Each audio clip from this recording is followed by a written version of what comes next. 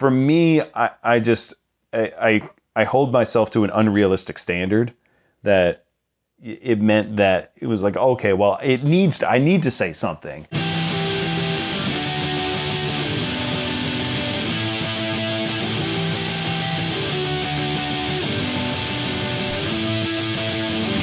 Hello and welcome to Where the Living Room Used to Be, a podcast about Rhode Island's music scene.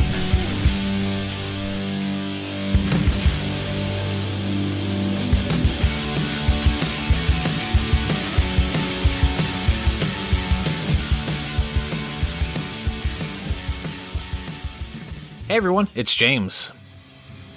On this episode, I talk with Ben Shaw about his new album and novella, Madeline. In our conversation, we discuss how the concept for this project came about, where we really get into the album's evolution in the studio, the message he's working to convey with the story, as well as the important role of women in his life. Madeline comes out on December 9th and will be celebrated with a release party that evening at Machines with Magnets in Pawtucket. Chrissy Stewart will be opening, and tickets and more info are available now at benjaminshawmusic.com. Enjoy! For this album, you wrote a novella. Yeah. I have never encountered that from another artist, like taking on that amount of work, and then also printing these up, having them, printed locally here in Rhode Island. Sheehan, man, doing it again. So creating this stuff where, it could have been easily like, oh, well, it's a digital download or whatever else, but like you're making these books and, you're going to have an album, I'd love to learn more about this album, the novella, how it all kind of came about, like even from just the starting point, like what came first? Like, did you have the story for the novella in mind and then kind of wrote an album around it? Or did you have a series of songs that you saw a through line with and you said, maybe if I just take it to the next level, this will kind of pull it together? Like, what was that initial, spark of inspiration? Well, I've always loved concept albums. I've always been a big fan of something that has scope to it. It's you look at like a symphony, or you look at like I said, a concept album. Like I was obsessed with Dark Side of the Moon when I was a kid. Oh, okay. And how it really, beginning to end, was just really well thought out, well planned. And I remember, like some touchstones in my life were like that, and then actually like Lord of the Flies. I remember reading that when I was in like 7th grade. I was like a year before anyone else read it because I heard that it was like a weird book and there was something like wrong with it. And I was like, okay. I remember reading that and thinking like, there's something in here that I'm not getting. And then when we started reading it in school, learning about all the symbolism in everything that was involved, and just thinking like, is William Golding actually like planning this stuff out and thinking about it? And so that from then on just like got me to really focus on at every different place in a project, at any point in a project. I'm always kind of looking at like, what is this saying? What are the sort of the larger narratives? What's the purpose behind it? Ultimately leading to like, is it intentional that I make this choice? And I think sometimes that hurts me because I'm so focused on everything being intentional, everything having a purpose, that sometimes I get lost in the weeds, or I decide to like try to put everything in it. And then I spend way too much time, fidgeting over details rather than letting things come as they are and be what they are. And I think songwriting has kind of helped me do that, because this music, and especially like, more so jazz than anything, it's so improvisational that you have to be open to the moment. You have to be open to things. And so when I'm like working on all this stuff, I'm getting those two different worlds, like the really detail oriented, this stuff needs to matter, this stuff needs to have purpose, and the kind of like let it go, like let it be what it is. And so it's like these opposing forces kind of met into, you know, this this part of my life where I started writing songs and everything, where I wanted them to be super detailed and super personal and mean a lot, but then in the performance of them, I want them to have this looseness and this and this life, and to breathe a little bit more. And so as we were doing, you know, as we were playing out more, as I was writing songs and everything, I started to, you know, just let whatever came out, you know, because I was really focused on being, early on, I really wanted to be sort of like sad boy, you know, songwriter, like, you know, like really quiet songs, really like brooding. Yeah. Okay. But I'm just not that. Yeah. I'm too obsessed with like Tom Waits to be like, you know, to just not kind of let the freak flag fly a little bit. I got you. Know, you know, to use a well-worn cliche, not something that he would do, of course, but you know, it's just, I found with him, the thing that really brought me to him so much and that like settled my brain around him, like I just latched onto Tom Waits, was that he was doing anything he wanted to. He wasn't limiting himself. He was doing like the quiet, brooding, piano balladier thing earlier in his career. But then by the time he gets to his later career, you know, Swordfish Trombones and beyond, he's pretty much throwing the dice, and like whatever hits the wall and comes up, like if he's got snake eyes, he's doing it this way. If he's only got, you know, 3 and a 6, it's like he can make that work. Yeah. You know, he does such a good job at exploring this whole slew of music that I just decided that, yes, that's how I'm going to kind of approach this. And so songwriting gave me that sort of that open palette, you know, that kind of blank slate to just create, and everything was going to fall under this like umbrella. So I started writing songs and I started working on them, and through that, I exploring different genres and just letting that be what it is. Then I got to kind of step back and look at the details that were appearing and say like, oh, this kind of relates to this over here. This thematically, this kind of works with this, what I'm saying in this song. And by the time I hit Madeline and I wrote that, it just, everything kind of, it was like, there was this puzzle piece that just like clicked in the middle, and everything sort of like went around it and was like, oh, okay, here's a story that I can kind of build. And then a couple more songs found their way to me, like the song Tomorrow was one of the, that was probably the last song I wrote, because there were a couple songs that came before on the album, before Madeline, and then it just, like I said, once I had that, it was sort of like the capstone to like hold the arch together. Okay. And then it was like, okay, well, now I'm looking for details. Now I'm looking for purpose. Why should all these songs appear on an album together? What are they trying to say? Because again, if it's just like a collection of songs, it doesn't really interest me. I love it when other people do it, but for me, I hold myself to an unrealistic standard that it meant that it was like, okay, well, I need to say something. Yeah. Okay. If I'm not saying something, then I'm to connect all of this stuff and present it like, this is why this is to here. Exactly. If not saying something, I'm saying nothing. Again, that's for me. That's not for anyone else's, because I love just rando albums, like albums that just feel like I had this collection of songs. Yeah. But anyway, so through that, then when I discovered that there was like this story that I found through it, then I realized that, well, I'm going to be the only person that really understands what the story is. It was clear to me, but I don't think clear enough. So I was like, well, how am I going to do this? And through my classical composition, one of the things that I had done for a couple of pieces is write short stories to sort of kind of kick up some dust on some bad ideas and figure out how to connect them. And I was like, okay, so I could write like a short story. And then I was like, well, I should write short stories for like every song. And then it just turned into like, well, then that means that it'll be a novella. Like, okay, so I guess I'm doing that. So I started waking up before work. I would wake up like about an hour earlier, eat breakfast, and then work for a solid hour. And I did that for like a few months and just kind of banged it out in the mornings.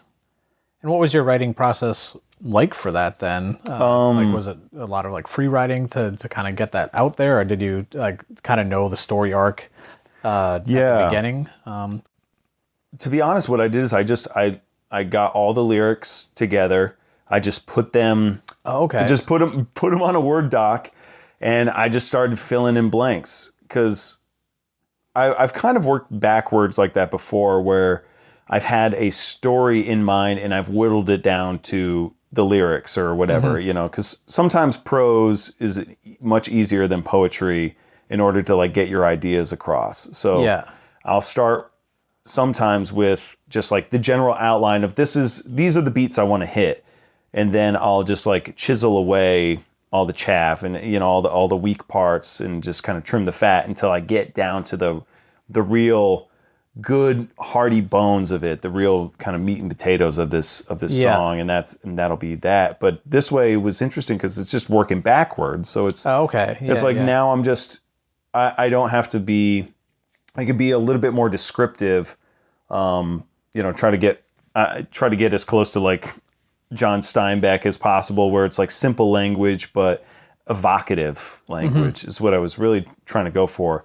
Anyone who's reading it might look at it and be like, yo, you got so far away from Steinbeck. It's laughable you say that. Yeah. But that was kind of the goal, was like he's kind of my literary hero, just because of that ease of language and that, you know, the barrier to understanding him is like he's like if John Prine wrote books in a way, and it just maybe a little bit more off center than John Prine, but that's kind of what I was going for. Yeah. And so the songwriting actually helped that because I was trying to be simplistic in the songwriting. Yeah. Okay. But yeah, and so it was just honestly connecting the dots and then filling in and, you know, just making sure that it made sense and then going back and, you know, revising or whatever.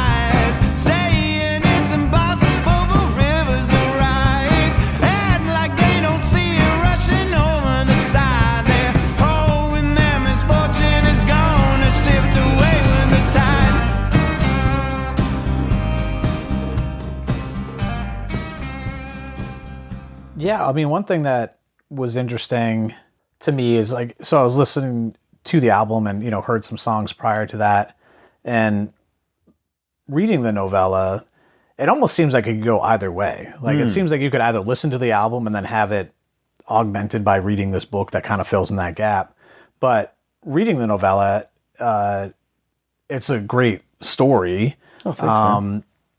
But then it almost seems like you could just read that book and then like, oh, there's an accompanying album to this. And then here's some other pieces that are going to be there, you know, those little nods or those other, like little pieces of, you know, lyrics that are in both, you know, kind of connect it. So yeah, it was a really like interesting experience to be able to do that, and definitely recommend anyone to please buy this and experience that for yourself. But, you know, with regard to the story, and again, you can keep secret whatever you want. I've actually never interviewed a person that has written a book, so I don't know what they want to get out there. I mean, I watch Stephen Colbert do stuff when he's talking to actors and be like, I can't tell you the plot of them, or I can't tell you the ending.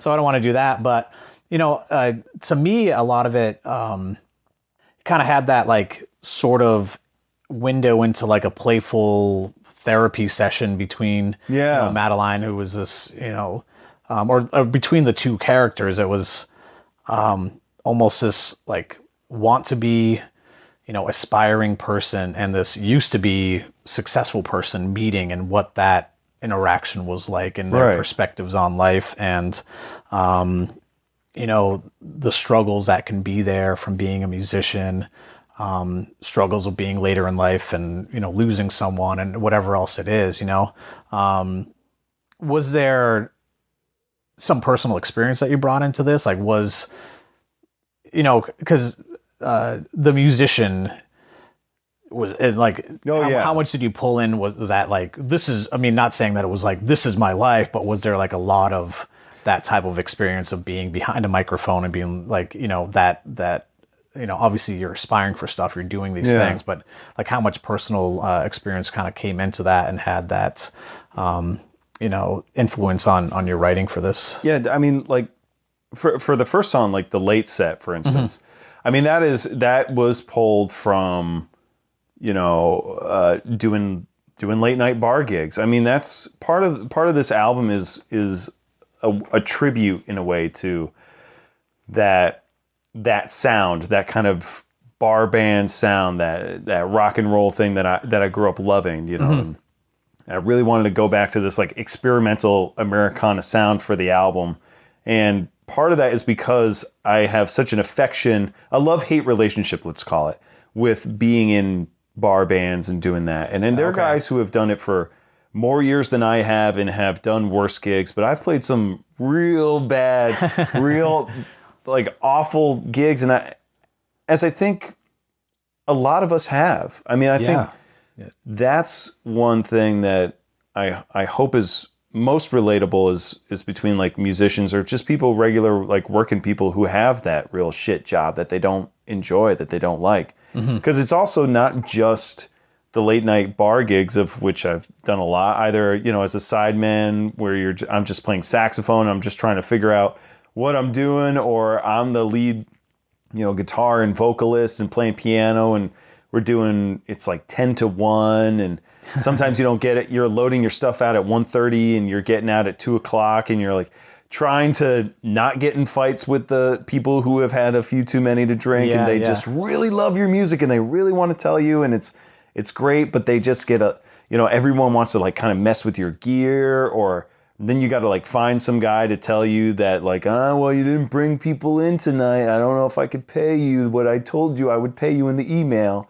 Yeah. And, it's all those experiences just kind of wrapped up. Plus, honestly, like I've worked some like really weird, bad jobs. Like I remember I worked in a factory for a few weeks once. I've, done tree climbing and worked with guys that are just like, all manner of just like psychotic, try to break you down mentally. And it's just, I've had those experiences where you're just like done with it. And that really just, I wanted to work that into like that guy, the singer, he's just kind of like beaten down by the whole thing. He, in the song, he talks about traveling to like New Orleans and Kansas City and all that. I haven't done that, which is a bit of wishful thinking, on my part, because I wish I had been able to do that.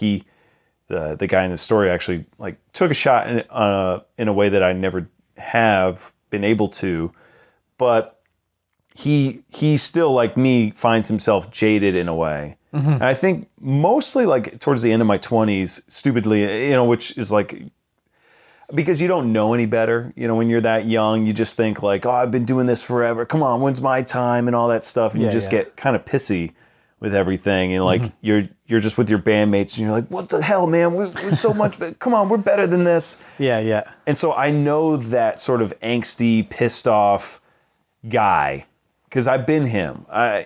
I feel like one of the things I really want to make a point of is that, I've kind of been a lot of what this guy has been.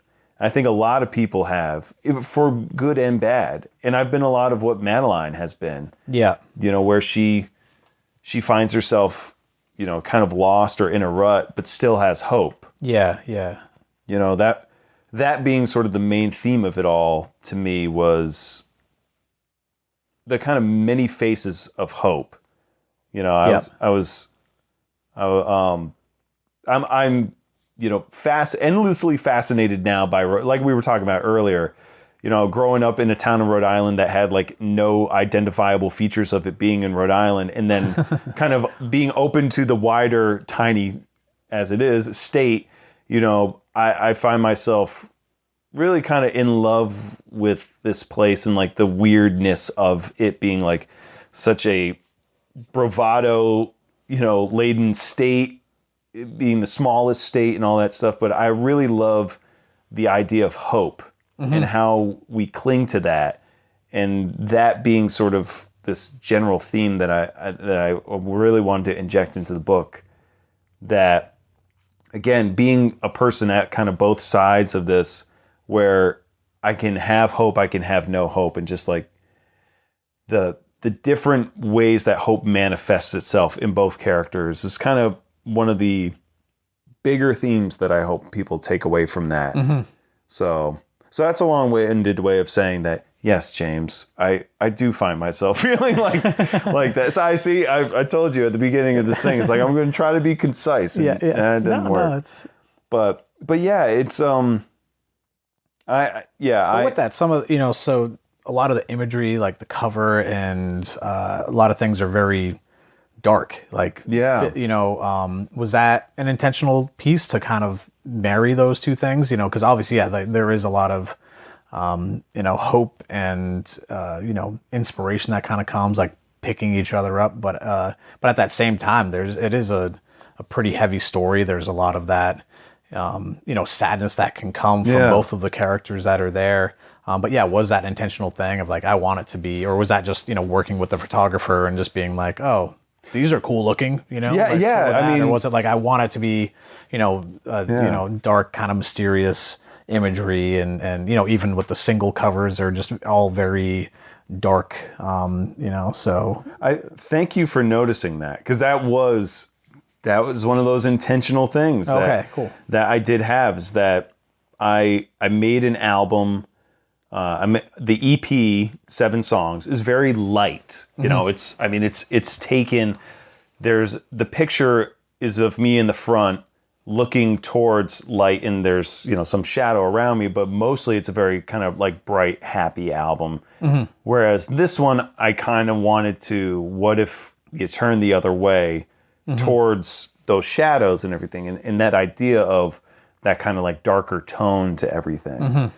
Obviously there's still a lot of light in this album, but I really wanted to make that point come across clear in the photos. Like Madison Van Wylen took them for me, and she did a great job. And actually, strangely enough, that particular shot that we used on the cover is the exact kind of like pose and weird thing I had in my mind, but I didn't know like how to explain like how to do that, how to achieve that and all that. And so I would just, we were getting comfortable in the photo session, and I just kind of like started doing these things with my hands and like the guitar. But I didn't want to say, it's like, I want to hold my hand like this, and I want to have the guitar like this, because I was kind of embarrassed. I'm like, I want to be artsy. I want everything to be artistic and have meaning. Yeah. But that particular picture is really, I think, really evokes the other kind of central theme that kind of goes hand in hand with hope, this idea of shadow and light. Yeah. There's a part where, and I go back and forth on whether or not I think I nailed this concept or not, but where Madeline is talking to the singer about, everyone thinks the world is so dark, because you spend your whole life looking down at your feet, kind of hunched over yourself. But what you don't realize is that the only reason it's dark is because you've put yourself in shadow, and that if you could just take the risk and turn around, you would see that there's the sun behind you, and that the world can open up and it can be beautiful, which I think is an imperfect metaphor in a way, because there are a lot of people that find themselves unable to do that for themselves. And there's a lot of us who, have found ways to do that. As we talked in our previous conversation about, seeking counseling or seeking different things, ways to help you grow and be able to find your way to the light, to really just strangle the hell out of this metaphor.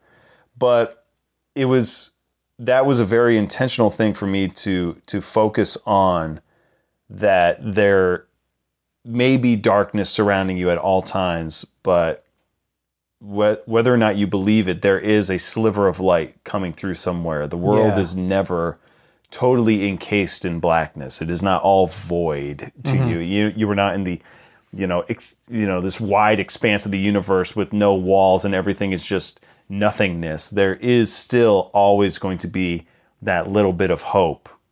If you can find a way to that, either through therapy or family or a relationship or just piss and vinegar and your own gumption, it's like whatever it takes to get there. And that was really important for me to like really focus in on that.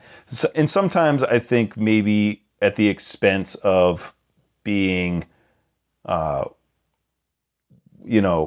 thought out sometimes, but sometimes I imagine I just hammer home that metaphor in the book, but that was a really important thing for me to focus on. Yeah. No, it's a great concept to present and to kind of have that, at the forefront of the story. Because it does marry both of those sides. Of there is a lot of hope, but there's a lot of like self-reflection, helping each other out, between the two people, like just pushing through whatever troubles there are, like there's just a lot of like encouraging pieces and just also just again, like really relatable. Like, I would be surprised to find a musician that reads this and can't identify with that, Well, and that's also like talking about the hope piece, because that's one of my problems, I think, that I have when people speak of hope and when people think about it. And I really wanted to just stake my claim on that in the book, was that hope is a many-faced thing. Hope is a whole lot of different things for different people. It's like, as I say in the book, it's like Madeline is telling the singer that it's like his hope is like to rule the world, basically, to go and tour stadiums and do these huge things. Hers is literally like she just wants to like wake up every day, have a cigarette in the morning, go out and like maybe get just make it until she goes to the bar at night. And like she's just hoping that she just like kind of can keep that momentum going, and then you string days into weeks and weeks into years, and that's how she'll kind of get through it. And that's good enough.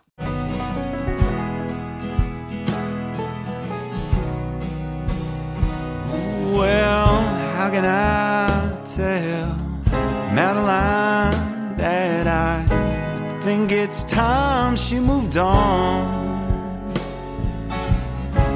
The better life that she had in mind for us, well, that fairy tale's all gone. But I still put on the dress, try to impress the girl in the mirror who knows she's worth more than this. I tell her it still fits, and if I wanted I could quit this job and give her the world that she thought would exist.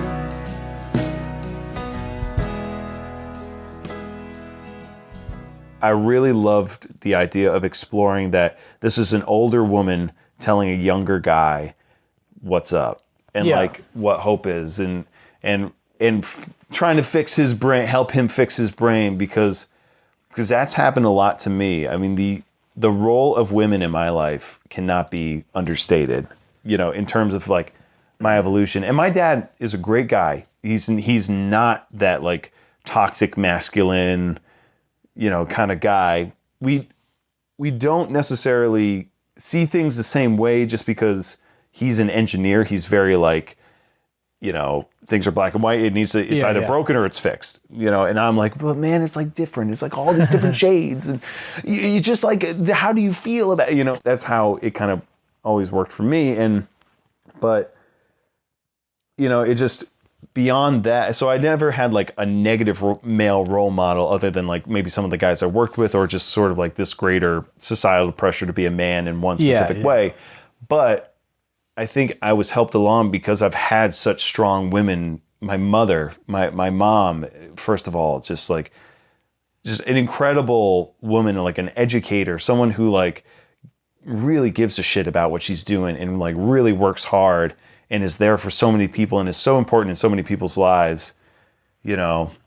Or my grandma, who's like, it was like everyone used to call, you know, basically say it's like, oh, well, we know who the head mayor is in the house. Okay. You know, but like tough, like just tough and strong in her own way. And then I surrounded by aunts, you know, my mom's sisters, and then all the way to like my wife, you know, it's just like so many in the way that, in the awful way that she should never have has had to indulge my stupidity or like just deal with me being a dumb asshole in so many ways, and helping give me the space to kind of learn and fail and be better and grow and do better and to be and to help me and to not, you know, not sugarcoat things and to just really let me evolve and become the good man that I'm hoping to be. But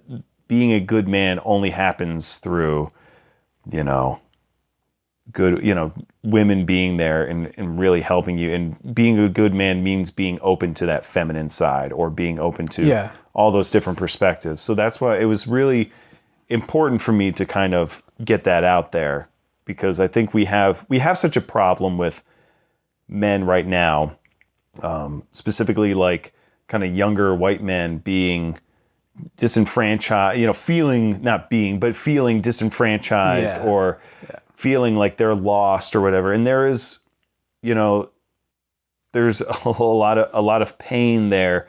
There's a lot of loneliness that gets covered up by anger and everything that just kind of gets swept over. And, you know, because I don't think they're willing to see that within themselves, that they are really hurting, that they're actually just sad. And part of my mission in life as a man who thinks about these things, who is trying to be a little bit more involved with his thinking and just a bit more open, a bit more okay with himself and with his emotions and everything, is to try to bring that to other men in a way. Because I don't think it has to be. The problem is that we put a lot of this stuff on women, or we put a lot of this stuff on other people, other groups, rather than ourselves, and say it's like we need to kind of fix this shit from the inside. Oh, of course, yeah. And so part of like one of the things I'd like to do in terms of, if there's any way that I can use my art to advocate or whatever, is to just focus on that, you know, showing men that it doesn't have to be what they're kind of told. Yeah, you know? yeah. And how you do that is, I haven't been able to write a good song to say that, so I just have to do it through like, and I've tried. They all come out real shitty. They all come out like real preachy and bad. But regardless, I think that's an important area that I'd like to explore, and I think is something that I'd like to try to work in more. But no, I think that it's great that you like took this opportunity to like really present that, and I think it resonates, and you're absolutely like spot on that there's just a lot of outside influence of what you need to be, and especially as like a straight white guy of like American, like you can do whatever you want. It's the American way. Just go and do this stuff. But and then if it doesn't line up, it's that other person's fault, which again is kind of what you talked about in this book of like blaming someone else for him, you know, being a shitty dude, you know, like for a period of time, you know, but just kind of being and lashing out and saying that it's not me, it's some guy else, it's somebody else driving the car. And it's like, no, asshole, that's you. That's you driving the car. Yeah. That's who you are. And I think for a long time, it's like, I would do that too. I mean, I am not immune to, you know, these, you know, vice or, you know, being shitty to people. It's like, I try to be a good person, but I am normal. I'm regular. You know, it's like I am human, so I'm going to be bad in certain ways. And I think that was part of it, was thinking that it's like, you know, it's like, well, why is this happening? It's not me. It's like, it's my brain is fucking with me. It's doing these things. It wants me to be angry. It wants me to be, you know, mad and stuff like that. And just realizing it's like, no, you got to own that shit because that's you. And if like you don't do the work to like fix that, that shit's going to be a poison that's going to infect you and all the people around you. And it's going to make life miserable for people around you. Yeah, yeah. You know, when you realize that like being kind is a million times easier than being an asshole, life, I think, really opens up to you because it's just the difference between like, you know, someone cuts you off in traffic and you not like responding and whipping around and cutting them off. It's like, you know, because who's the asshole then? You know, you've now supplanted them as like king asshole. So it's like, if you can just find a way to be calm, to calm yourself and realize that like, this is like such a small moment. It doesn't affect me, and let that wash over you. And I think that was, you know, I think that was part of my growth as a person, was just realizing that you don't, you know, you can to like focus on kindness and goodness. Yeah. You know, and if that is like your operating principle right there, you're already off to a good start. Yeah, yeah. Again, like I said, to live a good life quietly. Yeah. Like just be good to people. Sometimes that's the best you can do. Yes, of course, yeah. Yeah. But yeah, I mean, with regard to the album, you know, I'd love to talk just a little bit more. Maybe we can kind of shout out a couple of the songs. Yeah. But I'm kind of interested in the process. I mean, you went up to Big Nice Studios up in Lincoln and, you know, had a couple of weekends there from what I understand. But can you talk a little bit about your experience and, you know, how did it come out from your preparation prior to it to the final result? Like, how did that shape itself? How did it change? How did it, you know, develop during the recording process and, you know, with the group of people that you made this album with? Yeah, all the guys that are on the album, I really chose because I trusted their vision and I trusted who they are. Mark Medeiros, Matt Passaroni, Will Evans, Ryan Cowell, Brian St. Pierre, Dylan Lagama. I just really trusted them to bring their own voice. Again, that's like kind of that improvisational aspect to it. Is like, I have the bones of these songs I think are good. You know, I started out by writing the songs and really working on the melodies and the harmonies and making sure, but the arrangements themselves, I knew were going to really, I had my ideas, I had plans, but I knew they were really going to come out once I got these tunes in front of this group of guys who were really going to help me with this. Because I had been working with all of them for so long, and I just known them in different projects, you know, and we had been, you know, playing this music before, you know, with some of the 7 song stuff. Yeah. A lot of them had played on that, or were just like lifelong collaborators, like guys that I'll be with forever. So I just really trust their intentions. And so I knew that, okay, I'll get these tunes, I'll put them in front. We had a couple of rehearsals. Through that, we kind of figured out some basic, if I didn't already have an arrangement in my head, then we would kind of like figure out what we could do, or different ways that, you know, for instance, like Ryan Cowell is, he's a brilliant percussionist and just has a great ear for doing all sorts of different stuff. So using him to like, okay, how can we put him on different things? Or like, you know, Dylan and Matt are both bass players, but Dylan is, you know, primarily like an upright player. Matt is an electric player. So the songs that I really am feeling like this deserves the timbre of an upright bass, I go to Dylan and trust that Dylan's instincts are going to be as good as I'd want them to. And without fail, I was right 100% of the time to just like let them have it. Yeah, okay. You know, let them have at it and we'll figure it out. Because again, part of the soul of this album is that sort of like rock and roll ethos, that bar band ethos of just like, fuck it, we're going to do it. Yeah, we're going to play it and it's going to be awesome. Yeah. And we're just like, let's go. Like, you know what to do on your part. I know what to do on mine. Let's make it happen. And with that idea in the back of my head, we just rehearsed it a couple of times. And then leading up to the recording session, then when we got in, we made sure that as many people could play simultaneously as possible on each song. So I was in a booth just doing scratch vocals and scratch guitar, leading the band. Like if you could hear some of my like vocal, quote unquote vocal takes, where I'm like just calling out like directions to like, B, hit the B in the section, go, and and just yelling things or like cheering guys on like as we're playing. So it was just we just had as much of the band playing as at the same time as possible, but to get that feeling of like this real live, impactful sound. And so there were a couple tunes where we played, a couple of different takes. We'd have to do, pretty much full takes every time. Mm-hmm. But for the most part, to be honest, I was amazed how quickly it all came together and how effortlessly. There were a couple of different. Tomorrow we had a little bit of problems with just kind of getting into it and getting the sort of magnitude of that song, because it's a bigger song. And then the one that I thought we were going to have the most trouble with, A Better Game, with that, there's a bridge section where the chords get really screwy. Okay. It's just a blues. It's a basic blues form, but the chords get really weird, like some augmented chords and I had this bass line. Like I was really specific about that. But that, we kind of knocked that out in like 2 takes, which was so surprising.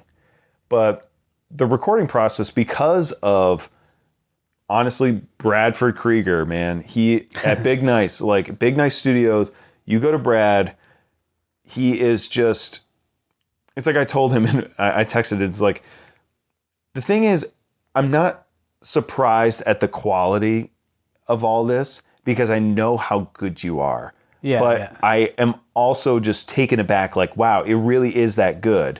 It's like my surprise of the quality of the music didn't come because, like, anything that, like, I trusted so much. It was just like, the surprise was more just like the, it was more like the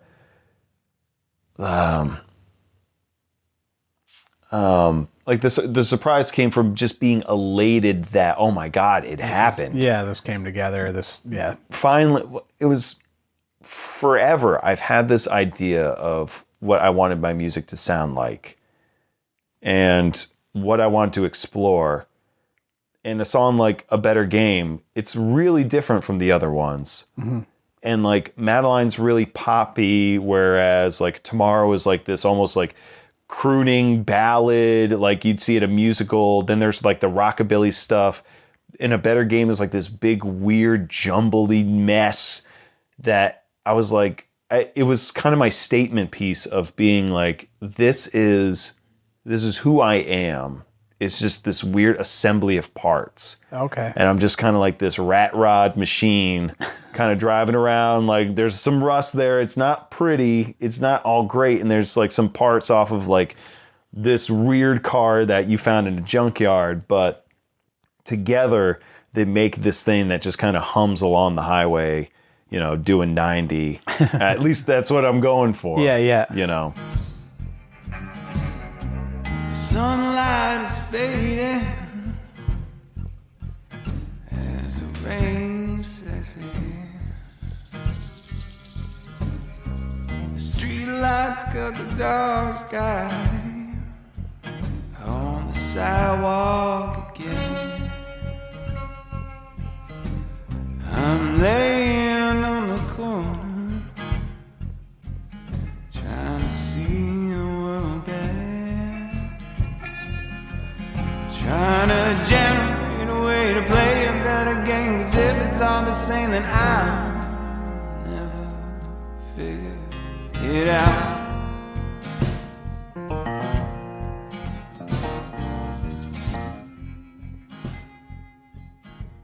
I mean, there's a lot of different styles that you've kind of incorporated here, from the more kind of bar band, Americana stuff to, in the middle of the album, Hurricane, and stuff like that has like a little bit more of like that Tom Waitsy, kind of like bluesy feel to it. My favorite, I'd probably say, is On the Day, is this delicate, like sad solo piano song, Oh yeah. So, I mean, I love that one. And it's, again, it's also just like a different, completely different thing where, previous songs have everyone playing percussion, Yeah. just sounds, just, I think I've seen some of the Instagram photos of just Ryan is just Beating the hell out of on everything. something, and it all comes together. But then on that particular song, it's you and a piano, correct? Yeah. And that one just comes through to me. I mean, anyone that knows me knows that I love sad songs. Well, like Christian, and I play in High Plains. It's just like I know we joked about that Figure the Eight other was day. a song that wasn't even going to make the album, and I was like, we need to put this on the album. Yeah. Well, I mean, sad songs say things the way they are sometimes, and they give it to us exactly how we need it. Like, not everything needs to be this upbeat, terrific song. Like, the stuff that's going to make you feel stuff the most, to like feel yourself the most it's going to be that sad song.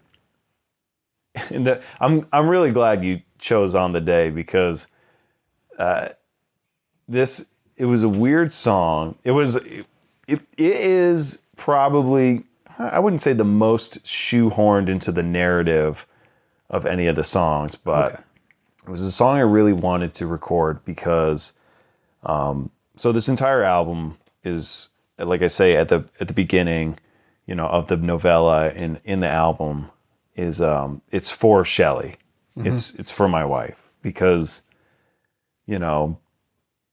it's, as I've said in the kind of like thank yous and everything, is like I've been, and as I said earlier, I've been every evolution of the guy in that book, and I've been everything, good and bad, and I've been a young man with her because we've been together a long time. I've been young, I've been older, and through it, she's just been so solid and so important to me. And, one of the things about being in a relationship this long, and when we got married and everything, is like, you start thinking about, like, what happens, when we're 80, when we're 85, when we're 90, what's going to happen when one of us ultimately has to go, and dies. And I remember just sitting there once thinking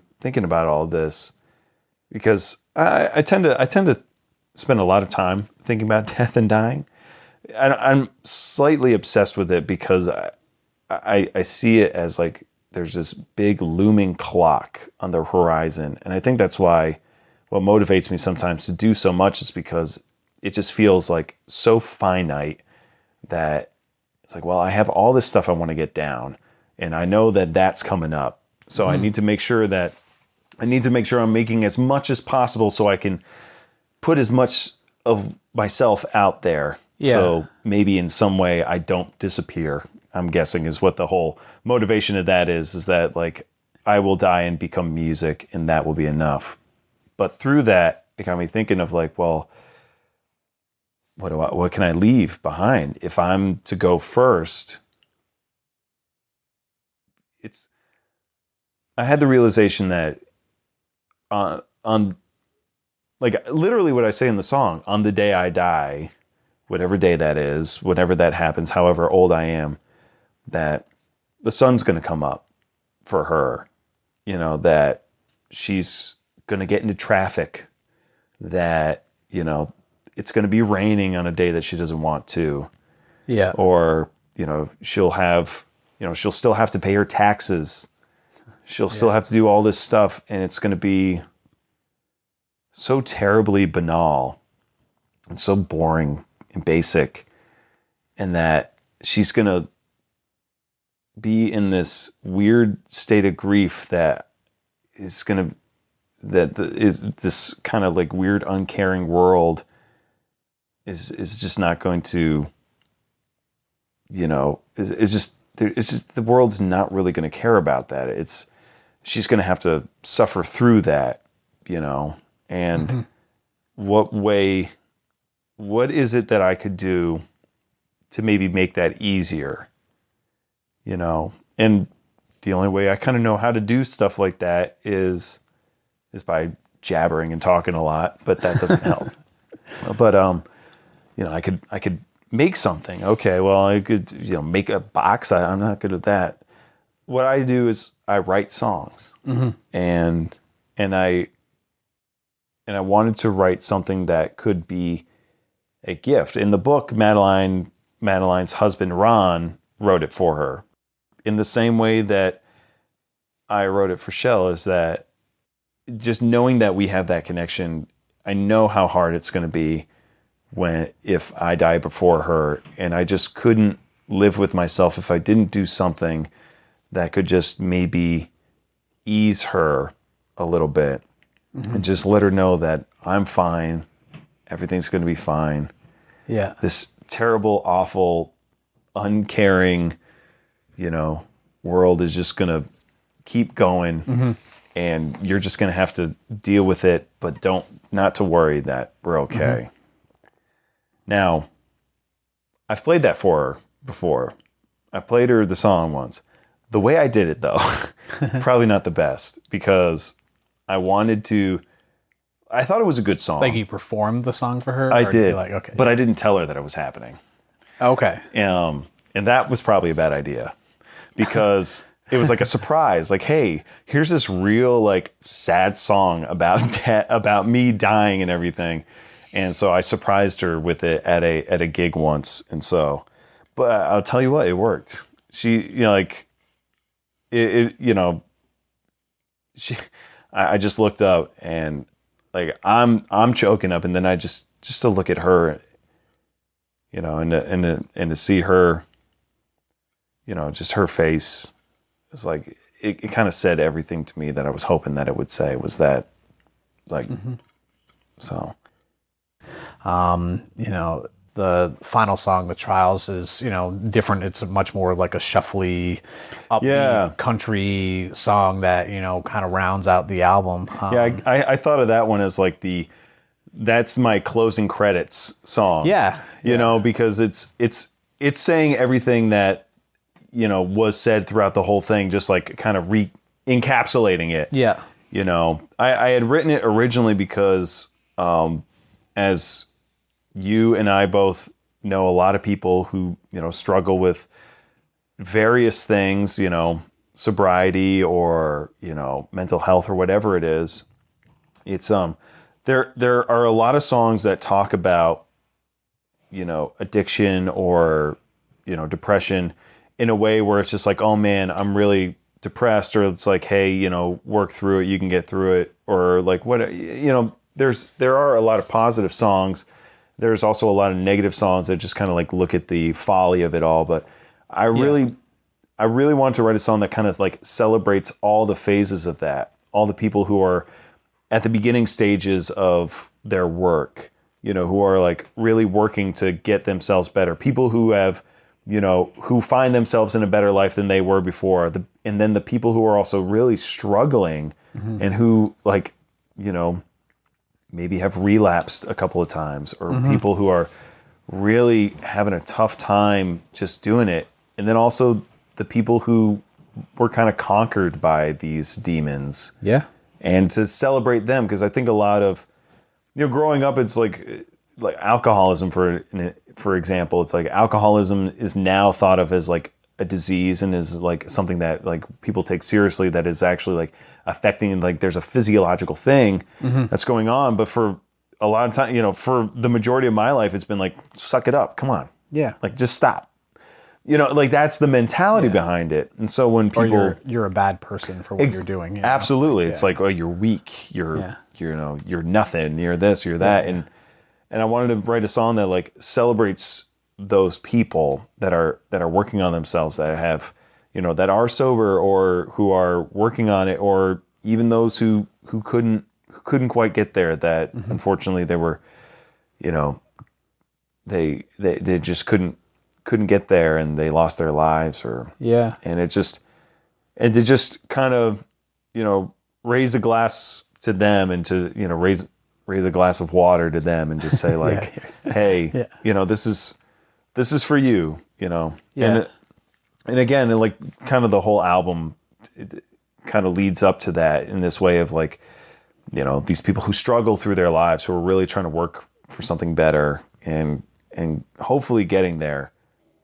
I think part of the joy I had in writing this album and writing the novella was that it gave me a chance to really dig into a lot of the stuff and over-explain in certain ways that I obviously like to do, but it's nice to be able to, as you know from podcasting, you know, to bring it full circle back to talk about podcasting, it's like half the fun of this is that you get to actually talk and like really get into the fine, you know, grit of everything. You get out the fine sandpaper, you know, it's not just all this kind of like rough, like magazine article, you know, 800 words to explain this thing. You get to sit in, and you do a great job, man, of sitting down with people and letting them talk. And I say this to you all the time, that one of your strengths as an interviewer is to just,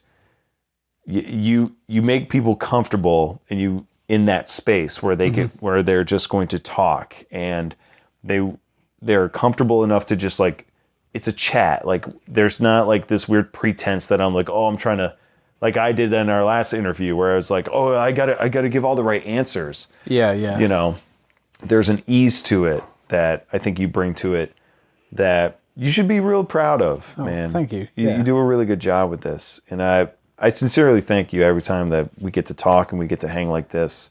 Yeah, of course. You know? No, it's cool, and I appreciate that. Yeah, it's a very intentional thing, going back to even before I started this, of like recognizing that this is meant to, you know, record these stories of people, and that it's not my story, you know, right. Like it's not who I am as a musician or anything like that.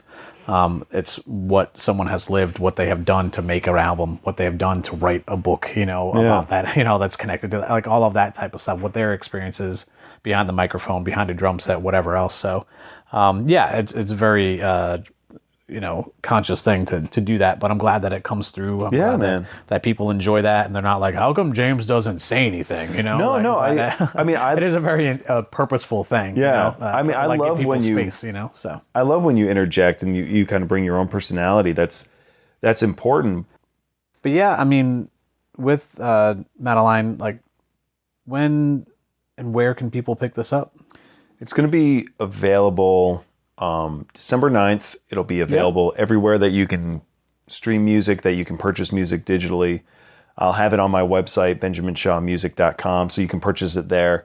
If you purchase it there, all the money does go directly to me. There is no like middleman in between. That's the great thing about being an independent musician, is that if you buy the music, you are directly supporting me. And honestly, if you stream the music, you're directly supporting me. So if you like Spotify, you like Apple Music, you are still supporting me in some way. I would love if people would buy the music and buy the novella, either, you know, come to a show. I have to figure out shipping. You do such a good job with shipping and everything, with the stickers and everything. I got to figure that out too. But so right now it's like, come to a show, and you know, if you're interested in a CD, I have CDs, and I'm going to have books, actual physical books printed out, which will come with a digital download of the album. But if you like that kind of physical good, please come to a show, especially December 9th, where we'll be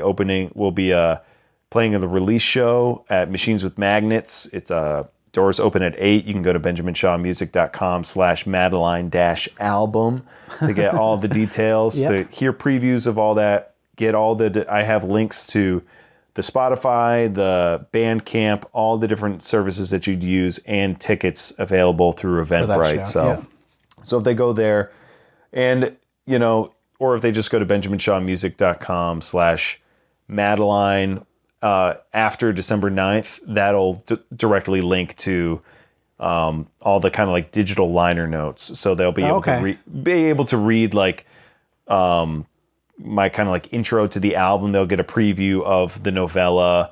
They'll get to listen to the music online on my site. So so after December 9th, that'll be live and ready to go. Nice. But yeah, can you talk just a little bit more about the album release show? I mean, you just said, Machines with Magnets in Pawtucket. Yeah. Which is like a cool gallery space. Chrissy Stewart is opening with like a full band. She hasn't played in quite some time, so I am just talk about that night and I'm super excited that Chrissy is opening up because and I've told her this, and I hope she doesn't think that I'm just pulling her leg, but I got to sit in with her band. I actually got to be a part of her album, House of Christina. I got to play saxophone on one of the tracks. I think more songs could have used saxophone. I'm just saying, no. Yeah. it was a fantastic album, and it blew me away, the quality of the album, because I knew Chrissy from like working with her through PVD Live, but like as a musician, I didn't really have a lot of knowledge of her as a musician. Yeah. But that album was so good, so well recorded, and the playing on it is so. I love that song "Dissolve." I could literally listen to that every day and just be fine. But then I got to play in the band at was the ISCO, the distillery. Yeah. And it was like the quality of the musicians in the band. I was like, holy crap! It was just everyone was so in sync. It was like. It was honestly this is what I told her, and I hope she believes me because it's absolutely true, was after playing in her band was one of those moments that probably like the moment where I decided it's like, yeah, we can, if we focus in, make something really great. Mm-hmm. Like we can make this music sound like the pros. Not that we weren't already doing it, but me and my band and everything that I was doing. But when I saw her and just like the way like that this band like got into the groove and really focused in and was like, yeah, you can really do this music really well and be pro musician and sound pro. Yeah, and that's when I went to the guys and I said, like, listen, that was one of the big things when we were recording. I said, we have an opportunity to make something great. I really believe in these songs. I believe in all of you who are playing these songs. If we just focus in and we focus in at the rehearsals and we make a point and say we are going to make something great, we will achieve that. That's what it takes, is that kind of like discipline and that focus, that unerring, stare down of the possibility of that. And watching her band and being a part of that album was like the moment that kind of shifted my brain. So having her as the opening set is incredibly meaningful to me. Yeah. And the show, I'm trying to make it a thing. I'm not gonna. My goal is to play less in Rhode Island. Like I'm gonna try to play like maybe like my stuff like 4 times a year, but every time we play, I want to make it something cool's happen. I want to make it like a thing. And so this one, we got a lot planned. I'm not going to tell you exactly everything that we got planned, that's fine. but people got to show up. But it's going to be multidisciplinary. There's going to be stuff that's happening, moments that, hopefully if everything goes according to plan, moments will pop up that I think will be really surprising and interesting to people, and hopefully really kind of give you another level of, feeling for this album and this project, kind of get you a little bit more inside it. I love it. That's awesome. So. Yeah. Well, I mean, this has been really cool to get to talk to you about Madeline, and it's a really cool record, really cool concept that you put out there. A lot of great work with the novella and the album, and I'd really recommend everyone check that out. December 9th, head to the show. Head to Machines with Magnets. Check out what Ben is cooking up. I know he's been talking about it. He just teased it again, but I just love what you're doing of just making special things. Thanks, man. And I appreciate your time, and we'll see you at the show. Thanks, James. I appreciate it. Cool. Here's to the trials. Here's to those who found their way. Those in revival. and those who lived through their last days. Here we stand, trying to wipe the egg from our faces, hoping we don't end up branded by the hell we raised.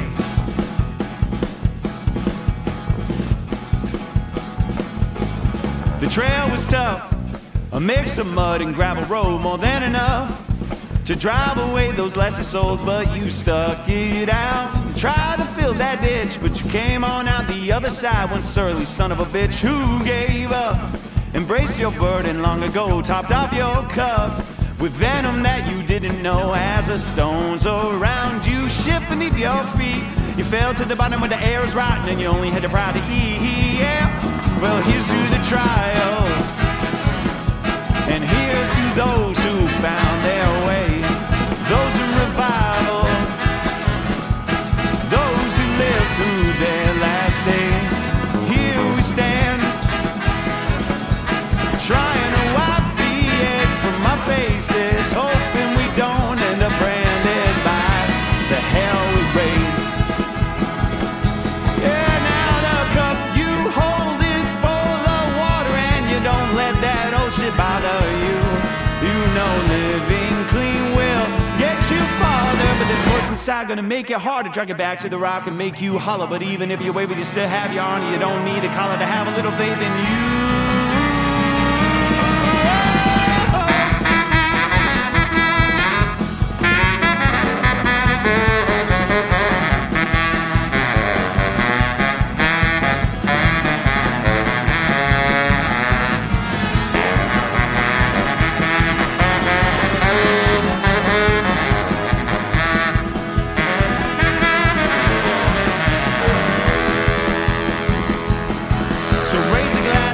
Aftermath of the fury that you wrought, and throw it back and toast the battles that you fought. Some should miss your lips and let it slip, it'll purify the ground, cause now the path we walk is sanctified, so here's to the next round.